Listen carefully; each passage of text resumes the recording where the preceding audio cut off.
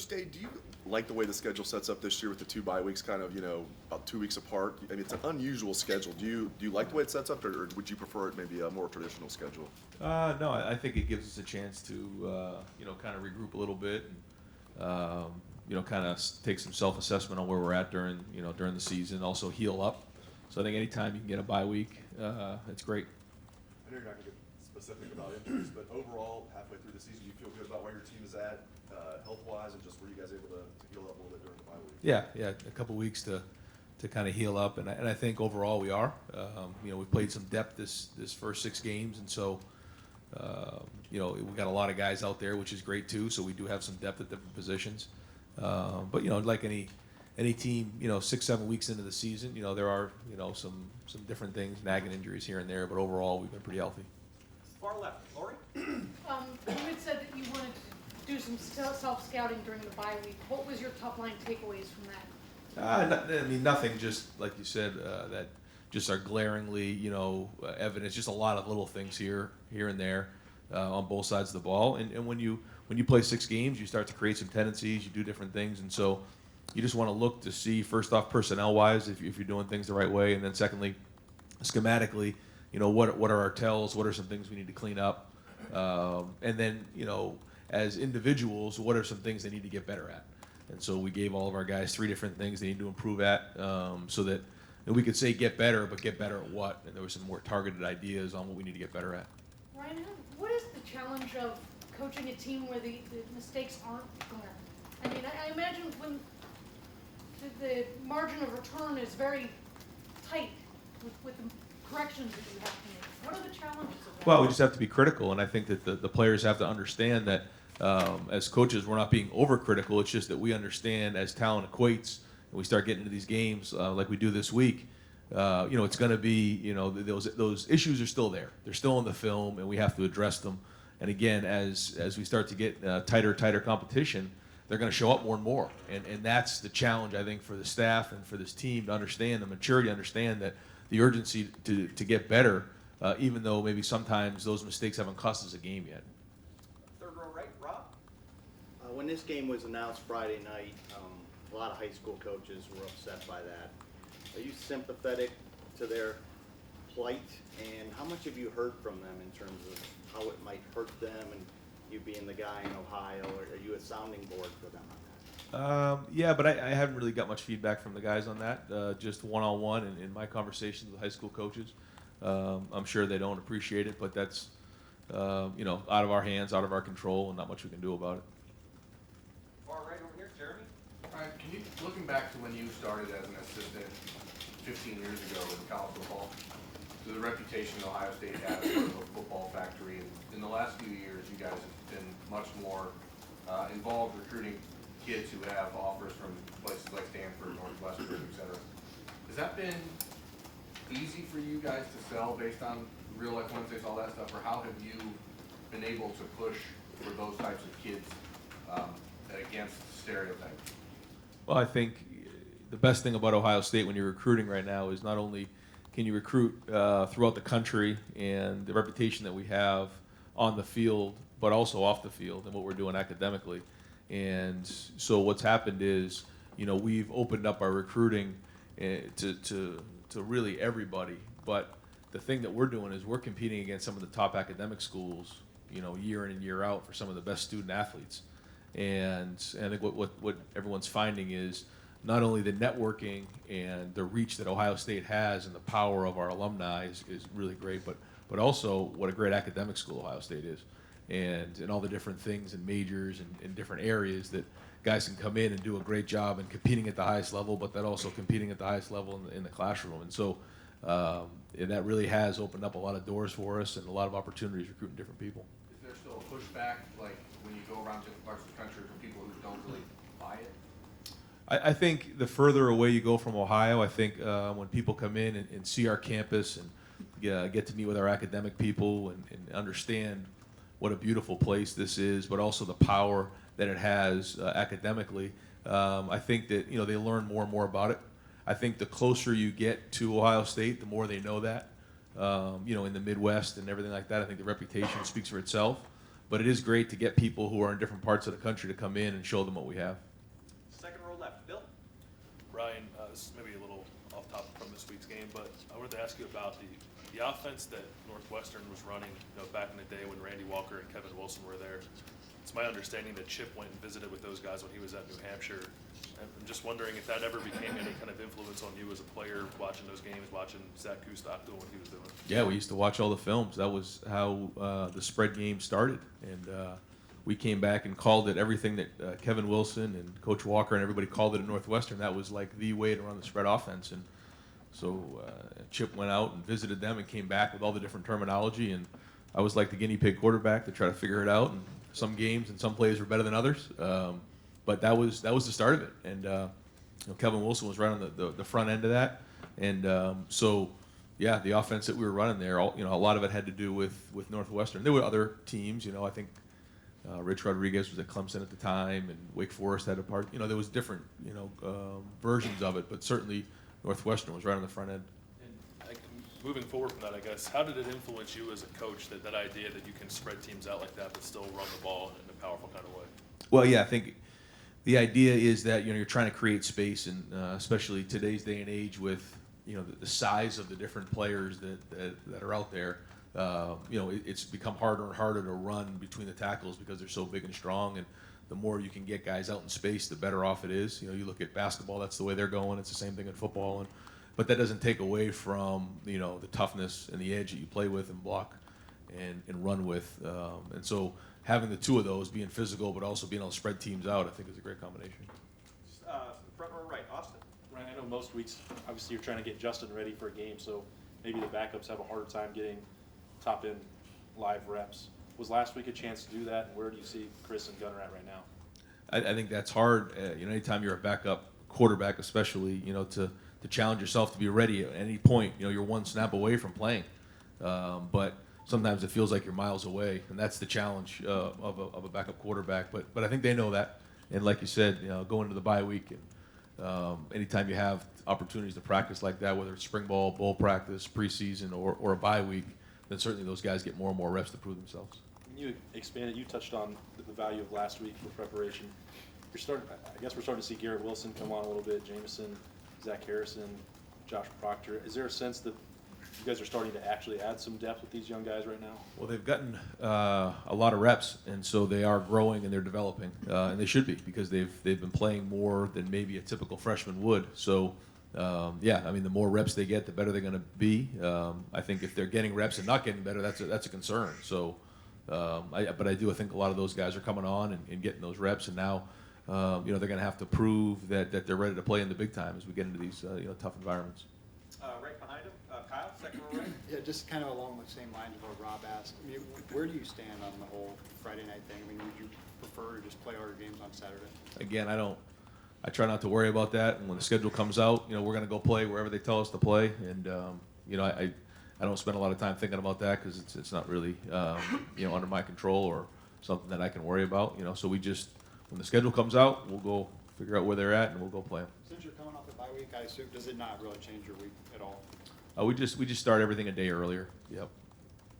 Today's Tuesday. Second row middle, Steve. Yeah, Coach, I'm not sure we saw Demario McCall against your last opponent, Michigan State. Just what can you characterize why he wasn't available, and will he be back for this game? Yeah, that was not a coach's decision or anything like that. That was something that came up in pregame, and he wasn't available for us at the time. Will he be able to play, you feel? We hope so. Third row left, Ari.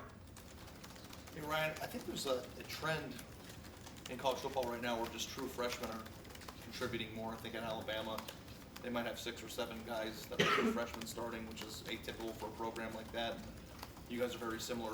Why is that the case? And you have guys like Garrett who are heavily involved and stuff. Are players just more ready right now? I actually brought that up. We talked about it this morning, talking with Mark Pantoni. I do think guys are more and more ready to come play. I think maybe physically they're more ready, more exposure to different things. But I do think, now more than ever, guys are more ready to play. And with the new 4-game rule, it's kind of forcing guys in there to play a little bit. They have this opportunity to get up there and prove themselves, and then they can kind of grow from there and build from there. And I guess it's given them an opportunity to prove that they can play right away and that they do deserve reps. And so I think it's a combination of those two things. When you look at recruiting and having those discussions with Mark, you could just look at your depth chart right now and you could see there's a chance that this team could lose their entire secondary after this season. And you have a lot of spots to fill in recruiting in the secondary. When you're recruiting, obviously you want every player to be as close to ready as possible when you're recruiting them, but do you ever look through that lens of, hey, we're gonna need guys to be ready immediately? And does that change the type of player, the type of personality, the way you approach it, any differently than you would recruiting at a position where you have a lot of depth? Yes. I think when you're looking to recruit somebody, typically you look at them like, hey, this is a guy that we project that can come in and make a difference right away. He's further along in his process, and so we have those conversations. You got to come in here ready to play. Then there's other guys that you look at that are maybe a little bit more developmental for whatever reason that is, and they're going to take a couple years, but it doesn't mean they can't be great players. And everybody has this journey along the way, and I talk to our players about that all the time. Is that just because one person's playing earlier doesn't mean you need to be playing earlier. Everybody has their own journey along the way, and we've all heard unbelievable stories about guys in their 5th year playing, guys who play right away, guys who play in their 2nd year. Everybody has their own way, and that doesn't mean one player is better than the next. It just sometimes it takes a little bit longer, but certainly we try to figure out where they're at in recruiting and then plan accordingly. This might sound stupid, but just to rehash that a little bit. If you know that you're gonna need players immediately at a certain position, you would not recruit a developmental guy at that position the year before in the anticipation that hey, there's gonna be a big gap of talent here that we need to fill immediately. It certainly becomes a lot harder if you have too many developmental guys in a position of need, for sure. Absolutely. Yep. Right next door, Colin? Going off what Ari asked, is how much of a conversation is there with sort of the current young cornerbacks on the team when you look at that as a position that might have some departures this offseason?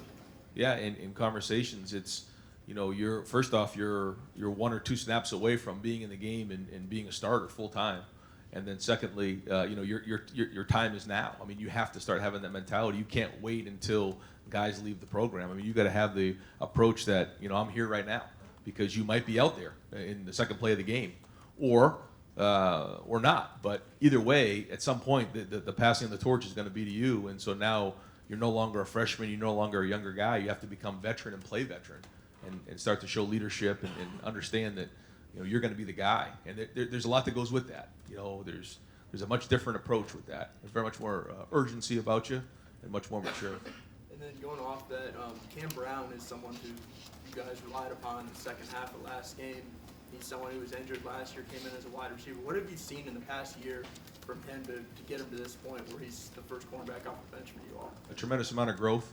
I think Jeff Halfley and our guys, and it's not just Jeff, it's everybody in the program. It's Mick in the strength and conditioning. It's Ryan Stamper. It's everybody involved, as you're bringing guys along. And I think Cam would tell you that, maybe 6 or 7 months ago, he wasn't ready for this. But he's matured into a really good young man who's taking care of all of his business off the field, in the classroom, and now on the field. And that's typically what happens, is that when you really start to take care of what's going on in the classroom, you're doing a good job off the field, you start to make plays and you start to become reliable and play with discipline as well. So really impressed with how far he's come, and the good news with him, he's got a high ceiling, he's got a long way to go. Right next door, Dan? Ryan, you were asked about DeMario. I think he's a guy that a lot of people thought would play more this year than he has. Jalen Gill kind of in the same boat. Just both of those guys, where do you see them in terms of where they're at right now, and what do they need to do to earn roles in the offense? Well, DeMario's had these kind of nagging injuries back and forth, and he's had some different return opportunities, and he's going to keep getting opportunities, and he has to make the best of those opportunities. And Jalen, still working to fight into the depth chart. Obviously, the H-back was a really big position here during Urban Meyer's tenure at Ohio State. You guys have mostly used KJ Hill as more of a traditional slot receiver in that role. As you look forward to the future of this program, do you want to have that Curtis Samuel type of H-back in this offense, or are you looking more for those traditional slot receivers? I think it just, you're looking for best available, and then it's your job as a coach to figure out what they do best. I think KJ Hill's a very different player than Paris Campbell, and Paris is different than Curtis Samuel, and they're all different than the last guy. And so you try to look for somebody who has a real high-end skill set, whatever that is, working in short areas, and then you kind of go from there. And one of the things going into the season for us was that, you know, we felt like our 12 package was stronger this year, and so that H position has been supplemented a little bit with a second tight end, and I think that's been good for us. So again, it's, you know, you try to recruit the best available, the best players possible, and then you try to go adapt the offense based on that. Second row middle, Bruce. You play Northwestern, and they're one of the worst offensive teams in the country. Wisconsin plays Illinois. Looks like a pretty much of a layup W. How do you keep your guys' minds off 2 weeks as opposed to Friday night? Yeah, the same thing that we've been talking about all along, which is, you know, all you're worried about is this game right here. And we all know what happens if you start to lose focus, and we cannot do that. So this week we've talked about having a white belt mentality, which is, you know, a mentality that you're starting right from scratch and that you don't take anything for granted, you don't make any assumptions. And if we do that, then we'll be fine. If we start to look ahead or start to let our egos get in the way, that's when we get in trouble. Did you watch Wisconsin Saturday? I saw them on TV, yes. What can you gain from watching a team on television as opposed to scouting them like you scout them as a coach? Yeah, I mean, you just kind of, going through the channels, and there was a lot of great games on TV, and it was great to get a day off and rest and be with the family. My son had a football game, so we went to that, and we got home and watched TV as a family and watched a bunch of the games, but just going back and forth, and you really can't get much from it. You just kind of watch the games and try to be a fan for an afternoon. Last one on calling plays. Is it, I don't know what the right term is, more fun, easier, different calling plays for this offense as opposed to calling it for last year's offense, and if you could go through the differences from your No, I don't think it's one's more fun than the other. I just think that they're very different when you think about the two different offenses and where we're at with it, but very different people. I think we're 7 or 8 guys different in the mix of guys, and some of our younger guys have grown up. So no, I think it's the same thing. You try to prepare the best you can. You do the best you can about getting first and second down calls ready to go. Do a great job on third down, the red zone, and then in the goal line. Have some situational stuff, 2 minutes ready to go. And it's all about the work that we're putting in now during the week to make sure that those calls are ready to go. And then once they're on the call sheet, everybody gets behind them, and then we got to go to work about installing them. And then the guys own it. And then once it's ready to go and it's on the call sheet for a game, then you just got to call it and trust it. Second row right, Tony. Ryan, how much are you guys monitoring the transfer portal right now? We always monitor it now, and it's something that's kind of new to all of us, but we certainly are. And Mark has guys that are watching it all the time. And the minute somebody goes in, we do our research, looking at film or finding out more about the individual. Do you go so far as to, like, the guys you maybe missed out on a year ago who aren't playing? Is your staff maybe projecting that these guys might end up in the transfer portal? Do you go that far ahead? Yeah, right now we do not have somebody assigned to just looking at players on other teams. I don't know if that's going to be the next round. We're going to talk about that in the off season and figure out if that's the right thing to do. It's kind of a scary road to go down, but right now we're not doing that. And if somebody pops into the portal, we'll do our research and find out. But right now we're not doing research on guys who are on anybody's team. And then lastly, do you hold a roster spot for the portal at all? No. I mean, if it works out that way, great. But we try to recruit, high school guys to fill those spots. Front row left, Doug. Ryan, Justin has seemed so in control of the offense in the first 6 games. You talked a lot before the season about, you guys are going to have to help a new quarterback in the first 6 games, and then you can have the bye week to maybe readjust. Did you give him more of the offense this week? How did the bye week let Justin grow, and how much of the offense was he really working with in the first 6 weeks? He was working with just about all of it, he's learning it more and more, and it's the same thing with the bye week. We're trying to enhance the best we can, and work on our fundamentals. He has certain things he needs to work on, and he's going to do that. But we've kind of thrown the whole thing at him, and he's been able to handle it. Did you know, we've talked about it a lot, did you know he'd be able to handle it? Like, just the way that, again, we know he's dynamic and explosive, but it's just he's been so calm and controlled, it seems like. Did you know he'd do that in the first 6? No, I didn't know he'd be able to handle it, but he's still got a lot to work on, too. He's talented and he makes plays, but there's still a lot of stuff on film and a lot of yards we're leaving on the field that he's got to work on, and we all have to work on. He's not the only one. Everybody on the whole team has things they need to improve on. And so certainly he's off to a good start, but there's just a lot of things that we need to clean up. And then just overall, the quarterback room, could you just reset again, and I'm sorry to ask this, but like in recruiting, what your ideal quarterback room looks like as you stack guys, and as we all know the transfer portal and all this, and you guys have gone through it, is your view of the ideal quarterback room changing, or is there no such thing as an ideal quarterback room anymore? Because it's like, man, everyone's kind of going to be winging it because we're just expecting quarterbacks to move in and out. Yeah, a little bit of both. I think the ideal quarterback room is 4 quarterbacks and young guys that you're developing that who want to get on the field and understand how much they love Ohio State and the program and want to be here forever and work through it. And even if they're not the starter, they still want to be here and love their teammates and all those things.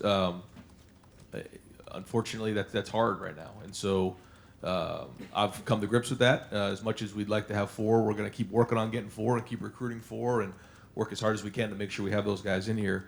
But also knowing that in today's day and age, especially the way that we develop quarterbacks here, a lot of guys are going to feel like they can go somewhere else and play. And I get that. But when we recruit guys, we tell them you're going to be recruited here and you're going to be coached at the highest level in all of football in terms of the style that we're going to be running on offense, the different protections, the different coverage structures, the whole style. And so I think they love that. I think that's why guys want to come here. Front row right, Joey? When you've scouted Northwestern this week, their defense has had some low-scoring games, kept teams low scorers. Does anybody pop out on film for them? Yeah, I think they do a tremendous job on defense. I mean, really, that whole defense is back from last year, Big Ten championship game, and Pat is as good a coach as there is in the country. I mean, that's documented, and it's hard to find a yard against them. I think they're a top 30 defense in the country. I believe they held Wisconsin under 300 yards total yards. I mean, they're good. They know exactly how you're trying to attack them. They make adjustments. It's a defense that's been around for a long time, and they know exactly what you're doing. They're sound in what they do. Patty Fisher's, the guy in the middle kind of keeps everything going, and across the board. I mean, there's guys who played a lot of football in that group, but it goes back to Pat. I mean, he's one of the more thorough coaches. He obviously played there and understands what he wants to get done, and they play that way. I mean, they're sound, and they don't give you anything. Right next door, Bill? This first 6 weeks, I'm sure, went as well as you could have hoped in terms of performance. You got a lot of praise around the country. Was this a good opportunity this last week to be able to step back, and you kind of alluded to this a little bit, to say, okay, we do have a lot to work, a lot to improve on. How much was that kind of drilled into these guys last week? Yeah, I mean, that was part of going through and working on our 3-up, 3-forward, which is trying to figure out 3 things they've done well and 3 things they have to improve on, and show them that we have to get better. And again, how do you get better? Well, here are 3 things you need to work on to get better. And so they met with their position coaches, they met with me, and those were ways to really say, hey, these are things that if we're going to go where we want to go, you're going to have to do that. And then talking to the team about things we need to do better as a team. Josh Meyer stepped in at center. I'm assuming you think that's gone very well. How would you kind of assess his play and also his leadership on that line? I mean, only 6 games in, but so far so good. I think his communication's been really good with those guys inside, and all 3 of those guys are really new. Wyatt obviously played towards the end of the year, but those are 3 new guys in there that I think have handled it well so far. But we're going against a really good defense this week, and we're going to continue to go against really good defenses moving forward. So tales yet to be written, but obviously a good start. We got time for 2 more reporters. Front row left, Nathan?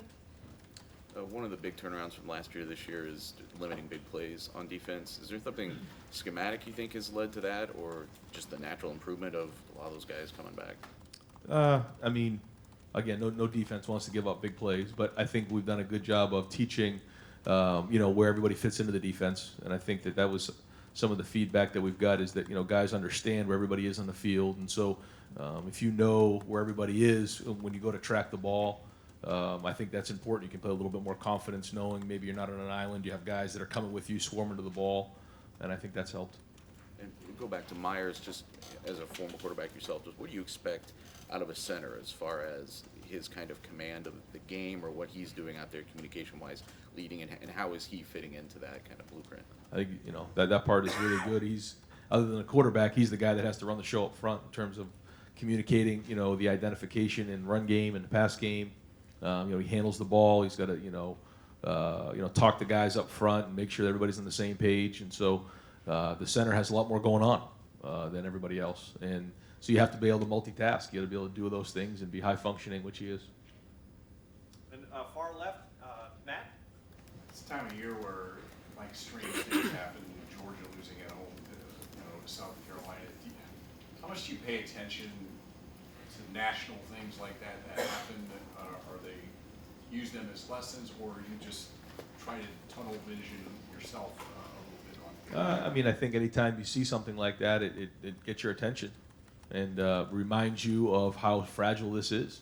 And all it takes is one game where we're not following the plan to win. We turn the ball over. We don't tackle. We don't show up to play. And there you go. And so we know all about that. So do we spend a lot of time talking about it? No, but it's always out there as a reminder.